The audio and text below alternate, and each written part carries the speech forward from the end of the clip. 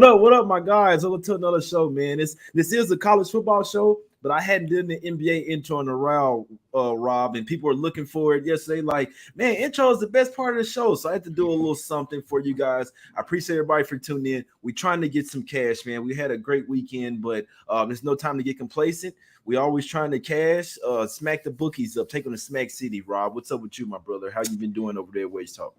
Yeah, things are good, Jay. Baseball's on a really good run at a really good time. Football, as we talked about a little bit before we came on, was decent. It wasn't horrible. It wasn't great. It was somewhere in between. Short bit of profit that we made this weekend, so we'll carry that into week number 2, or week number 3 in college, week 2 NFL. But I see some openings here on the college football board this week, Jay. Usually week 3 we can put some stuff together, and I'm sure we'll get to it with these games we're going to discuss.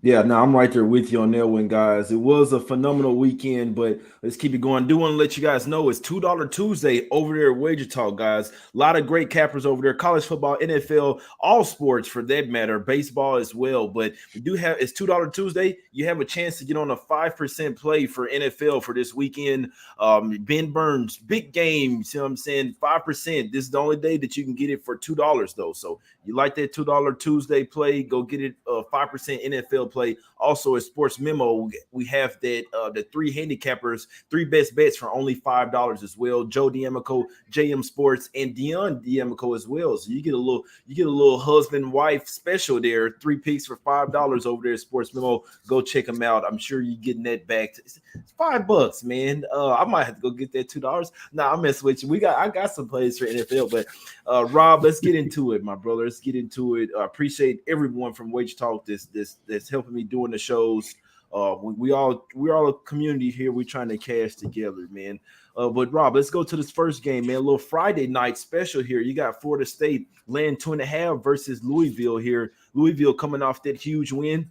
Florida State coming off a big win as well over LSU. But I think, what do you think here, Rob? Do you think Florida State is due to come up after being so lackluster over the past few years? Well, there's a different air about Florida State this year, right? And I think head coach Mike Norvell was trying to tell anybody that would listen to him during summer camp that he liked this group as much as any. And a lot of times, Jay, when we read and research and you start looking at coaches' stuff, just like in the NBA, right? You got to sort that stuff out. A lot of times it's just coach speak, very generic. But there seemed to be a lot of genuineness to what Mike Norvell was saying. Remember, that's a program that went through an awful lot of disruption during the COVID time. They had some social matters on that team, and guys weren't necessarily relating to Mike Norvell, but things have straightened out here. And I'll tell you, the one thing that straightens them out really good offensively is the quarterback, Jordan Travis. He's played exceptional. And right now, Malik Cunningham will be the guy that gets all the airtime heading into this game. But I'm sure if you're Jordan Travis, you sit there and listen to all these accolades thrown at Malik Cunningham, and then you can't wait to get on the field. And he's already done it once this season against LSU. He played lights out in that game, and I think he can do it again here. FSU, probably the better defensive team at this point in time, although let's give Louisville credit for the game that they played, shutting out Central Florida second half last week. That's not an easy feat to shut out UCF and Gus Malzahn. But I'll say this, Louisville's been very, very disappointing offensively. Jay, I know a lot of folks, and we have a lot of colleagues and friends that love that Louisville bet against Syracuse week 1. And that thing got destroyed. I mean, Syracuse was, from the opening kickoff, that wasn't a contest. And Malik Cunningham comes back, and sure, they won that game against Central Florida, but nobody's impressed with their offense right now. Nobody's impressed with what's going on there, point production-wise, for Louisville. I haven't played it yet, but I would think that, in my mind, Florida State's the better team. It's a divisional game, so it's got huge implications in the ACC East, right? I mean, Clemson's obviously the favorite, but you have to win these games. I think Florida State's the better team. At this point in time, maybe I'm splitting hairs, but I think Jordan Travis is playing better at quarterback right now. And I like what Florida State has going on. There just seems to be an energy about them that's extremely positive. So I would probably look Florida State. Yeah, that's facts right there, bro. And they got a little bit extra time for preparation as well in this spot as well. My guy Shark was talking to me about this game. It's crazy that we're talking about this one. Really, literally this morning, he was telling me that he likes Florida State here. I remember yesterday somebody was commenting on one of my on Twitter. It's like, hey, I already took Florida State here. So obviously they played the 27. They played a week before, or played it like basically like the week 0. Then they played the 4th, obviously versus LSU. So that's 5 days of extra prep and extra rep. I know this isn't NBA, but they do have the rest advantage here, Rob, and it could go a long way. You're licking your wounds. Obviously, football, a lot of injuries, more time to prep for Louisville as well. And I'm with you, Rob. They kind of like a one-man show out there when I'm watching them versus UCF. It was basically Malik Willis having to play Superman out there for him, if you ask me, and he was kind of running for his life. So we're kind of putting this all together. They come off 2 road games. Now this the home opener here. Be interested to see if the crowd is hyped up here. But regardless, here, Rob, I think Florida State here should be able to get the job done. And my guy Shark, he was pointing out to me as well, this is a double revenge spot. They lost to him the past couple of years. Last year they were laying 1.5 on the road and lost the game. Now the line's coming up on them. Shark likes him. He basically talked me into Florida State here, guys. So it wasn't on my original play. Basically riding with my guy here. I'll go with Florida State here, minus 2.5. It's up to you guys if you want to go ahead and lay the money line minus 140 or lay at 2.5. I think they could possibly win this game by a touchdown or more. Rob, what are you thinking here? Yeah, I'm with you. And to the point about Shark giving you the double revenge angle for Florida State.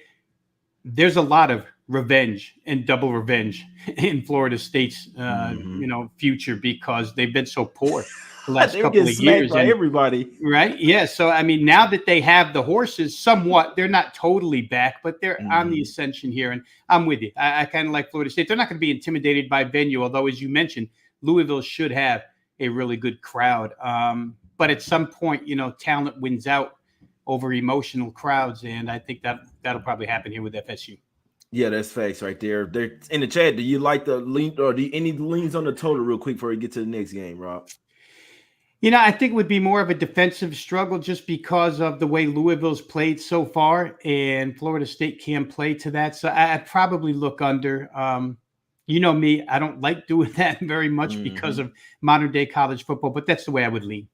Yeah, that's a good point there. The Louisville's offense did not impress me. It was basically Malik Willis, like I said, playing Superman. There's a lot of tough downs where he had no receiver to throw to, and then he has to just break out running. So hopefully Florida State can get that QB spy on him. Make sure you just contain him into the pocket, make him be a great quarterback, and I feel like they could. I feel like they can win this game. And I'm with you, Travis. He looks pretty good out there, man. I wasn't so sure about him the past couple of seasons, but I'm watching versus LSU. I'm like, all right. The boys came to play in this one, man. Let's get to another game here. Let's go to the streets of Syracuse here. Talk about the team that smacked up Louisville in the first game. What was it, like 31-7 in that one? Now Syracuse, are they the real deal here, Rob? Purdue land seems like a short price here, but maybe they think that Syracuse is actually back. I'm not so sold on it. I'd be leaning towards Purdue in this one, my brother. Well, I think it goes to what we alluded to real early here, Jay, when we were just, speaking before we started analyzing games. Week 3, you start to see some differences in strength of schedule. And, you have to admit and give Syracuse their due. They've done what needed to be done. And there were question marks about Dino Babers' team heading into this season, right? But they came out, as we mentioned, a lot of money on Louisville. Didn't bother Syracuse. They destroyed them. Syracuse laid 25-27, whatever it was last week against UConn, destroy UConn. Now, UConn did not have their starting quarterback, injured in the prior game, and UConn's no great shake. So, again, let's give Syracuse credit for dismantling 2 teams, but I'm not so sure we're really impressed with Louisville. We just spoke on it, right. And we know Connecticut's, starting from the bottom up. So, what's to be impressed about? On the other hand, that Purdue-Penn State game, Jay, they let it slip away. But Purdue is real unique in the fact that system offensively that Jeff Brom brings to the table is plug and play. I mean, just bring new guys in. Heading into that Penn State game, I'll admit I got lucky. I had Penn State in that one, very, very lucky. However, thought process there was, Purdue loses a lot of wide receiving talent heading into this season. David Bell off to the NFL. Milton Wright can't make grades. He would have been their number one receiver coming back. He transfers out. And I thought maybe it would take some time, but Aiden O'Connell and Jeff Brown, he's like an extension of the coach on the field. That offense just clicks no matter who the receivers are. These guys are running free almost all the time. And I happen to think that they're even better against aggressive defenses, teams that want to blitz you, teams that want to come charging like a herd of buffalo at you, because it's a precision-based offense. It's just he gets the ball from the center. He gets the ball out. He knows where it's supposed to go. You saw it against Penn State. Somebody going to tell me that Syracuse's defense is better than Penn State's? Hell Probably no. not. And somebody going to tell me that Syracuse is more talented offensively than Penn State? Probably not. So I think Purdue's already been through the ringer with that team. They got kind of a cakewalk last week against Indiana State, 1-2, that they didn't even have to game plan for. They probably could have a game plan 2 weeks in advance for Syracuse and the pressure that Syracuse will bring. To me, Purdue's the right side here, Jay. To me, Syracuse going to have their hands full. They didn't have their hands full with Louisville's stagnant offense, didn't have their hands full with Connecticut and their backup quarterback. But they'll have their hands full here trying to stop O'Connell in this offense. And Purdue, last year was a real turn for them defensively.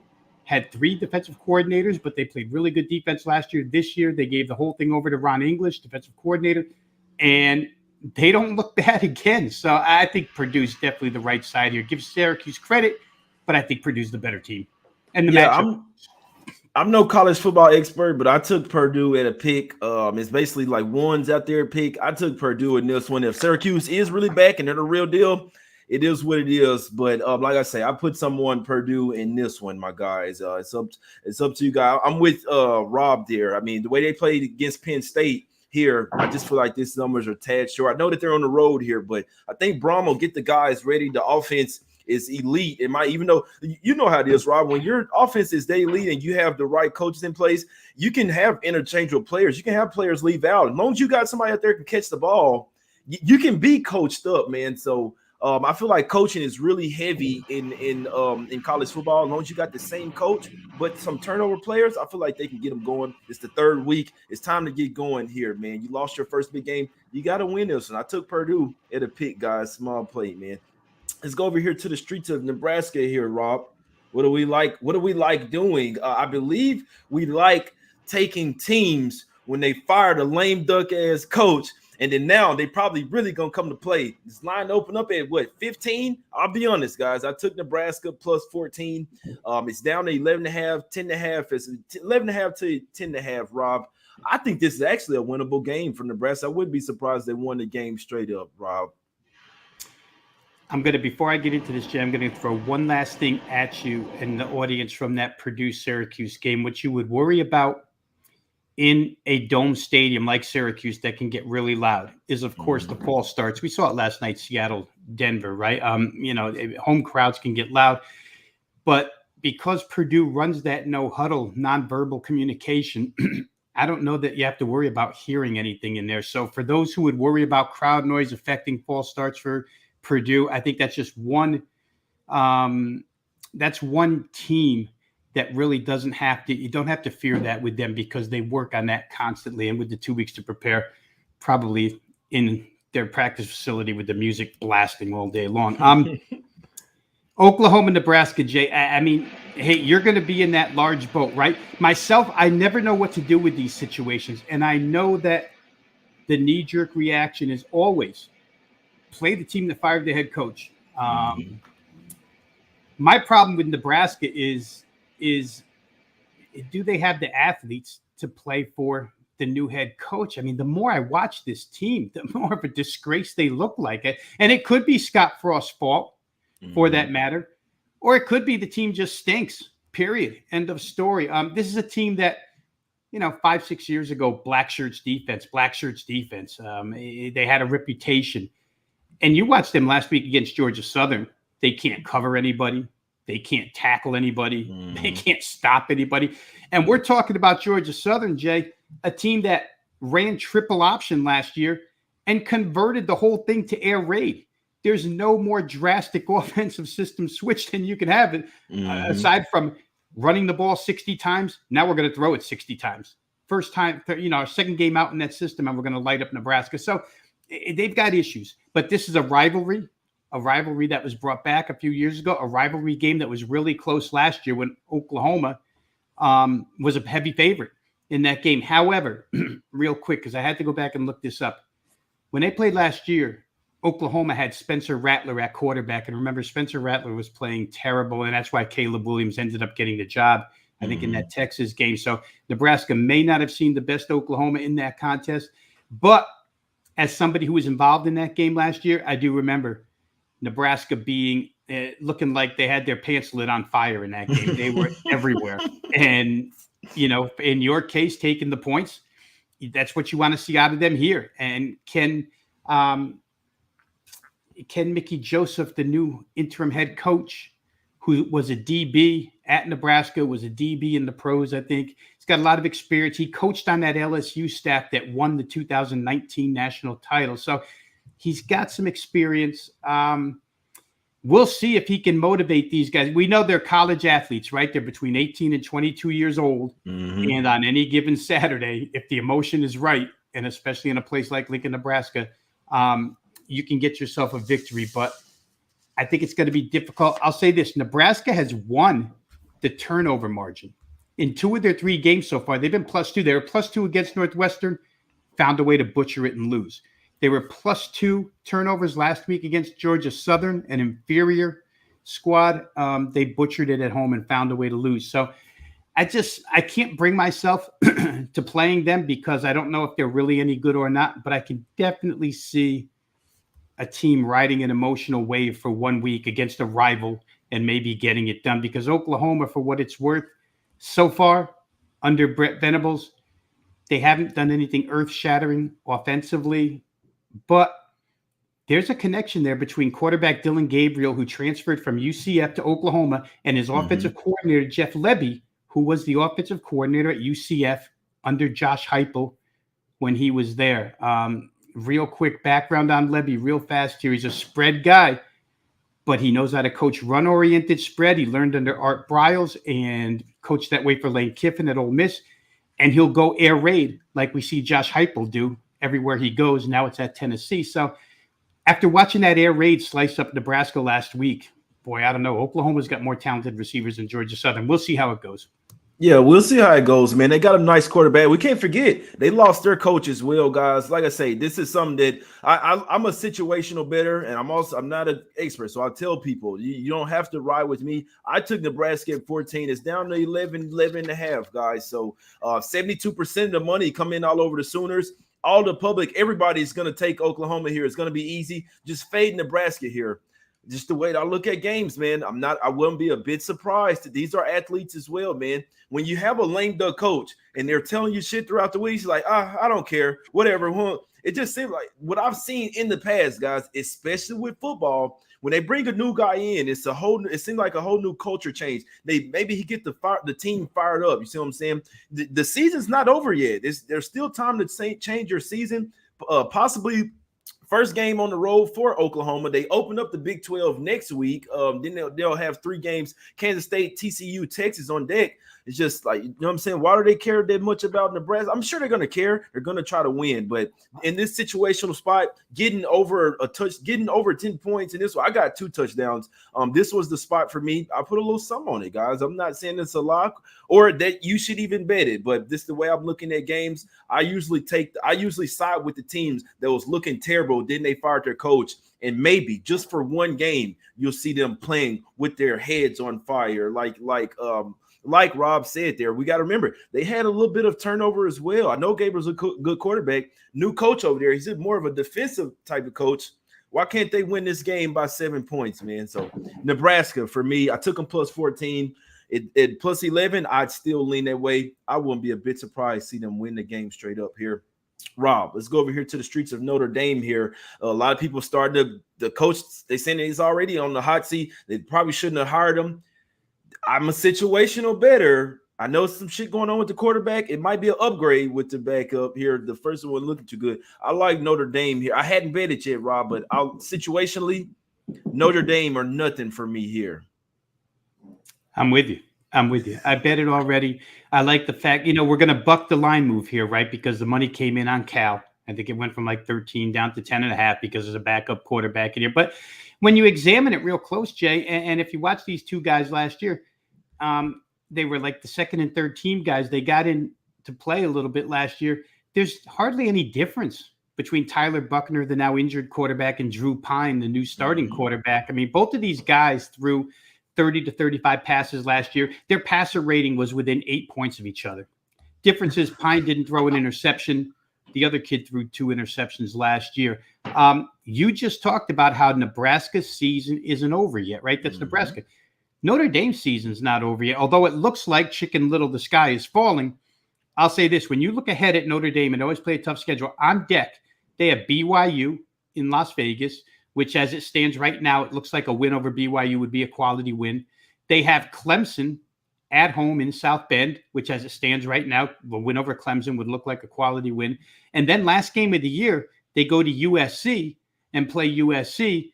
And there's a lot of people jumping aboard the Lincoln Riley train out there in LA. So those would be 3 huge wins. And if you do, obviously they got to run the table to get there. But if they close 10-2 with those 3 wins, they're going to hover around that top 6, top 5, somewhere in there, depending upon what happens across the country the rest of the way. So Notre Dame, if you're Marcus Freeman, the head coach, that's what you're selling, but you're selling it week by week. Let's just handle one game at a time. And here, they get a team they should rip, to tell you the truth, Jay. I mean, California is defenseless on the offensive side of the football. I should say helpless. Let's not use defense and offense in the same sentence, but they're pretty helpless on the offensive side of the ball. They've had 2 games so far. Cal Davis and UNLV. And they haven't been able to score against those 2 teams. 27 points per game, 392.5 yards against those 2 squads. Notre Dame, a team, how quickly we forget that with about 3 minutes left in the third quarter, 2 minutes left in the third quarter, Notre Dame was beating Ohio State. They were right in that game, right? Mm-hmm. And everybody knows Ohio State's one of the 3 best teams in the country. So you might, if you wanted to defend Notre Dame and you want to build on the case for Notre Dame, you say to yourself, they were probably flat against Marshall. 21-point favorite off a huge national game against Ohio State, a game that they probably feel like they had a real good opportunity. They didn't get there. So maybe that's what happened there.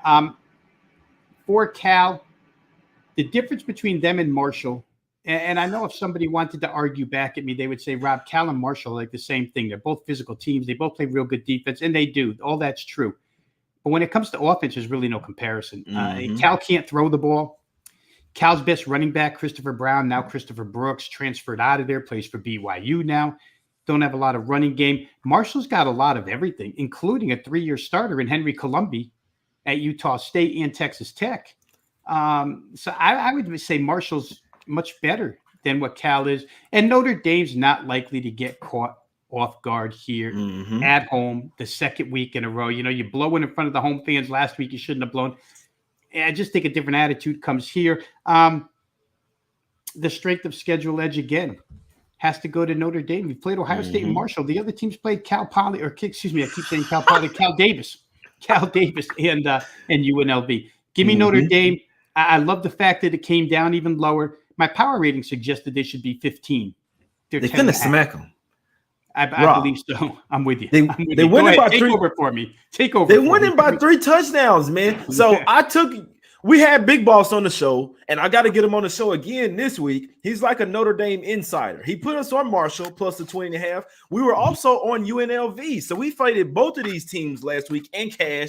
UNLV probably should have won that game versus Cal. I mean, Cal offense absolutely stinks. They have some defense here, but I think this is one where, and like you say, Rob, we're getting a better line. Oh, quarterback injury. The quarterback wasn't looking good, man. You see what I'm saying? So you actually probably gonna get addition by subtraction. They're pissed off. What are we doing? This is something we love to do in the NFL, Rob. Taking an 0-2 team versus 2-0, and it's also their first road game as well. They're traveling across the country. I like this, man. I'm going official. Notre Dame minus the 10.5. They're pissed. The Notre Dame spot. This is a spot where nobody will like it. Everybody probably betting against. Oh, they suck. And then they win this game by 30-some points. And then they're back, my guys. Notre Dame minus the 10.5 in this one. Rob, do you mind real quick? I want to talk this South Florida versus Florida spot. Do you mind? I feel like it's too many points to lay with Florida. It's simple.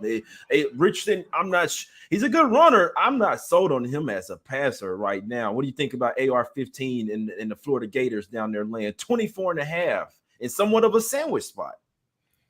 Yeah, I don't know that we're even allowed to call him AR-15 anymore. I think he dropped that because of, you know. Yeah, bettors are allowed to do whatever they want, don't it? Yeah, Jay, I'm with you. I mean, it's crazy. Florida wins that opening game against Utah, and let's face it, second half of that game, Utah had 4 possessions, and you know how many yards they gained on those 4 possessions? 302 yards against that Florida defense. And you know, Utah gets stoned at the 1 on one of those drives, and they throw a pick from the 6 to end the game. Otherwise, Utah wins that game. And afterwards, you know, you start hearing people. I heard one guy say Anthony Richardson is going to be the number 1 pick in the NFL draft when he comes out. Are you kidding me? Come on. You got to stop with this stuff. But we like that kind of talk because the more they say that kind of stuff, the more the public runs to the window with AR-15. And it helps us line value-wise. I think that South Florida has been a little bit of a disappointment here for sure. But again, when you get these in-state rivalries, and I want to call it a rivalry, let's call it a matchup, in-state matchup, where one side is the monster favorite, doesn't really care that much, and the other side is trying to find their way back, and recruiting is huge in the state of Florida. If South Florida can do anything here, it helps them recruiting-wise. Now, with that being said, I'm going to say one thing here.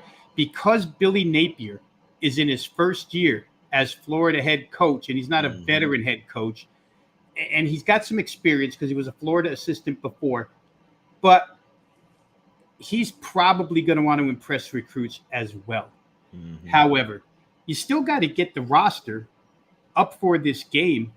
And, you know, being from the state of Texas, you know that when you deal with high school kids that wind up going to in-state schools and then play each other, there's a lot of stuff going on in these games. South Florida kids that played against Florida kids when they were in high school, and it just creates a different atmosphere. So for South Florida, yeah, they didn't look great against BYU. They gave up 50.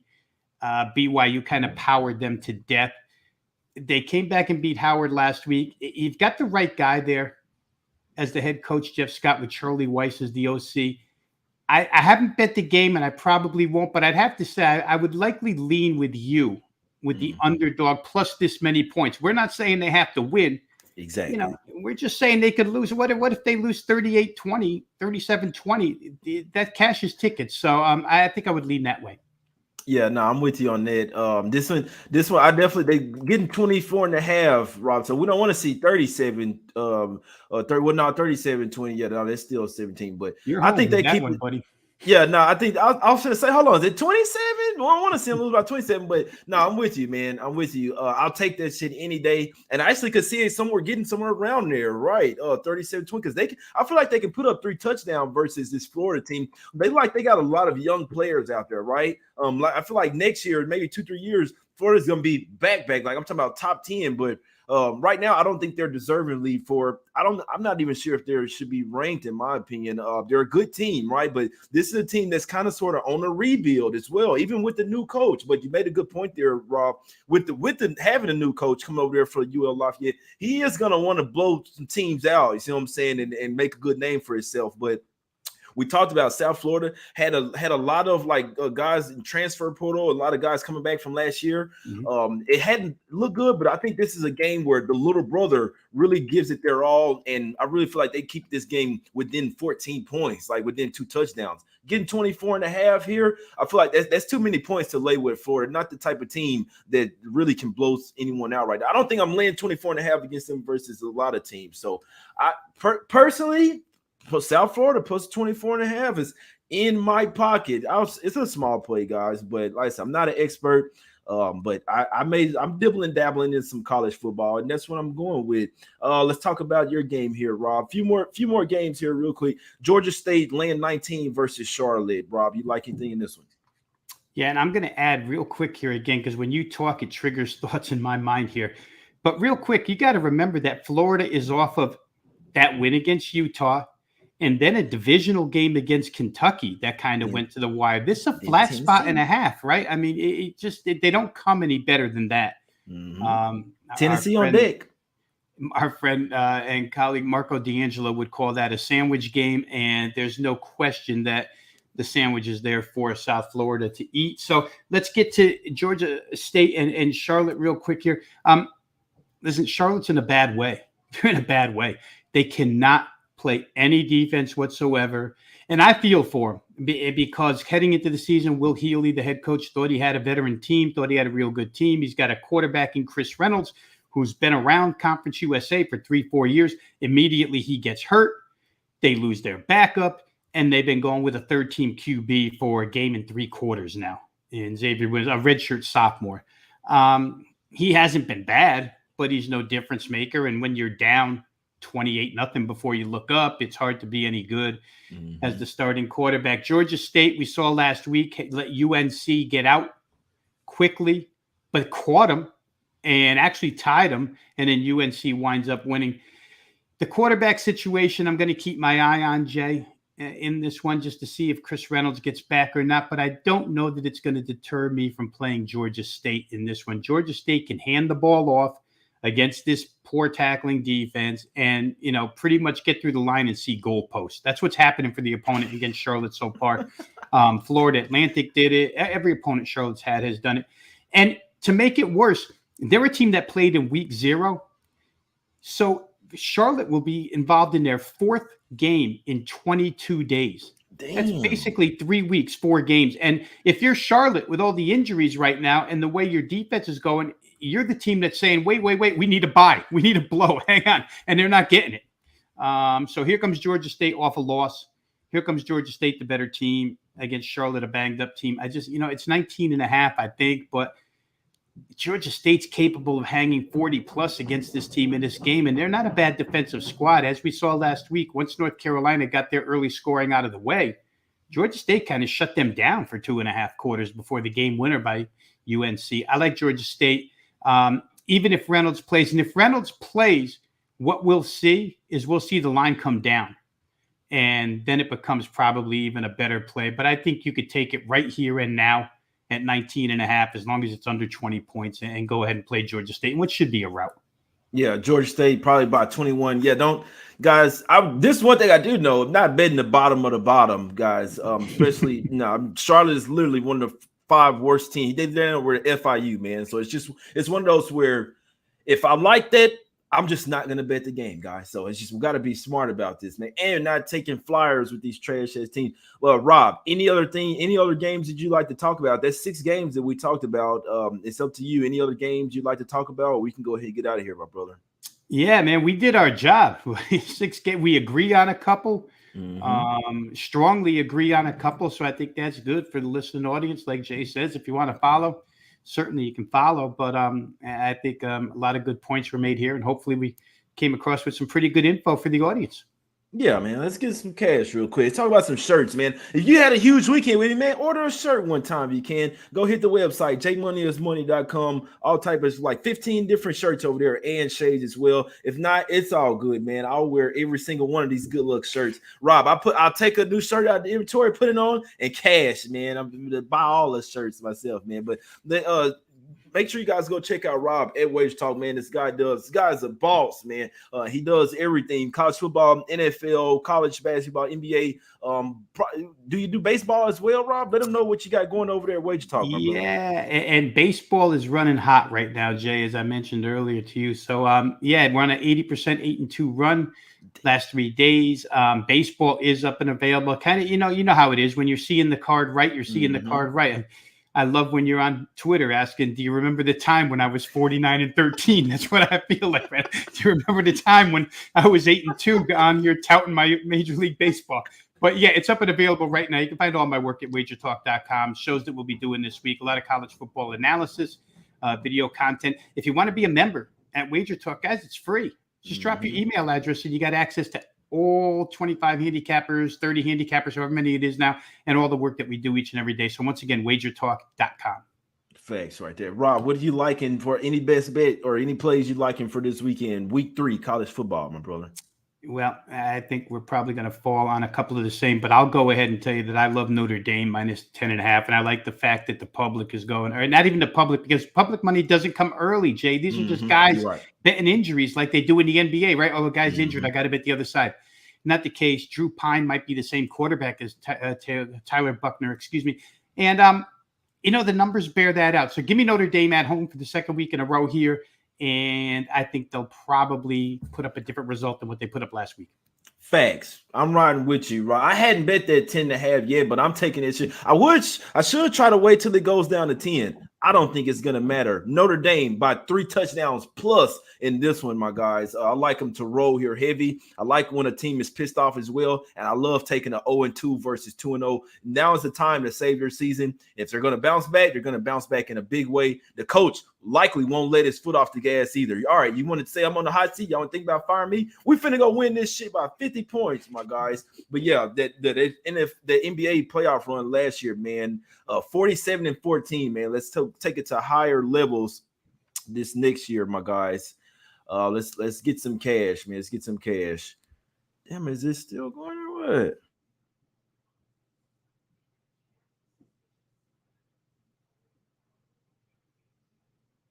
But man, this is what I'm on this weekend, man. We on Notre Dame minus the 10.5, man. That's the play. Sorry if I cut out there for a sec, but Notre Dame minus 10.5. Let's go. Honorable mentions: South Florida plus 24.5, Bowling Green plus 18, Vandy plus 2.5, Ohio plus 18, Purdue at a pick, Nebraska lean plus 7.5, and Florida State minus 2.5. Let's get some cash, guys. We out.